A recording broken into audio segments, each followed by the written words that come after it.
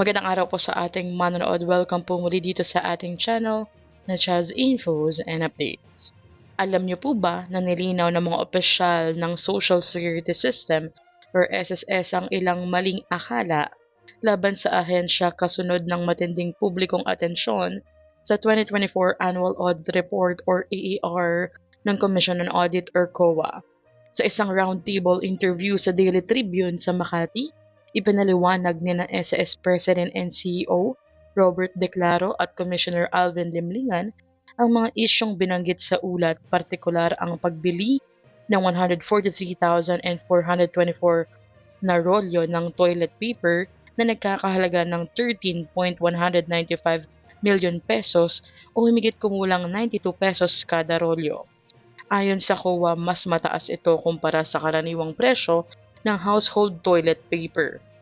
Gayunpaman, iginiit ng SSS na ang biniling produkto ay commercial grade paper towel rolls, mas makapal at mas mabigat na karaniwang ginagamit sa mga pampublikong banyo at nagkakahalaga ng 90 hanggang 200 pesos bawat rolyo. Ipinaliwanag din ni SSS President Declaro na ang bilang ng mga rolyo ay sapat para sa humigit kumulang na 850 na banyo ng SSS o katumbas ng mas mababa sa isang rolyo kada araw bawat banyo. Kung ibabatay sa 260 days ng trabaho, isinaalang-alang din aniya ang mahigit 7,300 na empleyado at araw-araw na bisita sa ahensya. Nilinaw rin ng mga opisyal ang puna ng COA hinggil sa umano'y paglabag sa 2-month supply limit at ang pag-iimbak ng 116,046 na rolyo sa bodega ng supplier.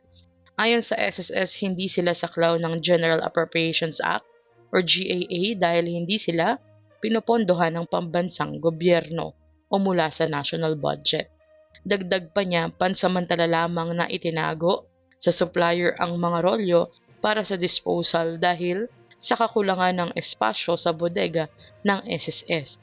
At ito ay ginawa alinsunod sa payo ng COA.